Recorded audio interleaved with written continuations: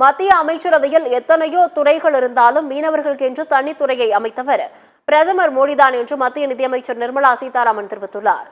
சென்னை கொட்டிவாக்கத்தில் நடைபெற்ற பாஜக உறுப்பினர் சேர்க்கை முகாமில் பேசிய அவர், நாட்டிலேயே மிகப்பெரிய கட்சி பாஜக என்றும் பிரதான சாலையில் பெரிய கட்டிடம் 100 அடி உயரத்தில் கொடியேற்றுவதால் பெரிய கட்சி அல்ல எனவும் தெரிவித்துள்ளார்.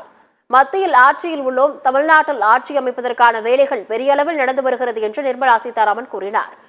குடும்ப வளர்ச்சியை மட்டும் குறிக்கோளாக கொண்டு பாஜக செயல்படவில்லை என்று கூறிய அவர், பாஜகவில் யார் வேண்டுமானாலும் பெரிய அளவில் வளரலாம் என்று தெரிவித்துள்ளார்.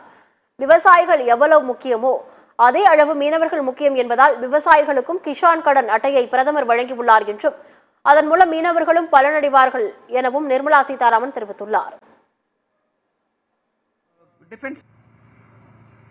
உங்களுக்கு தெரியும், அமைச்சரவை எத்தனையோ இருக்கு மத்திய அரசுல.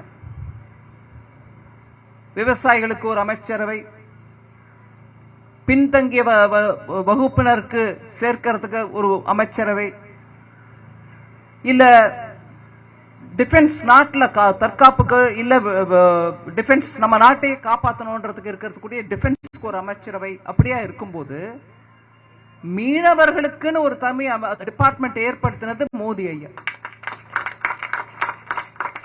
டிபார்ட்மெண்ட் ஆஃப் ஃபிஷரிஸ் எடுத்துட்டு வந்தது நம்ம தான்.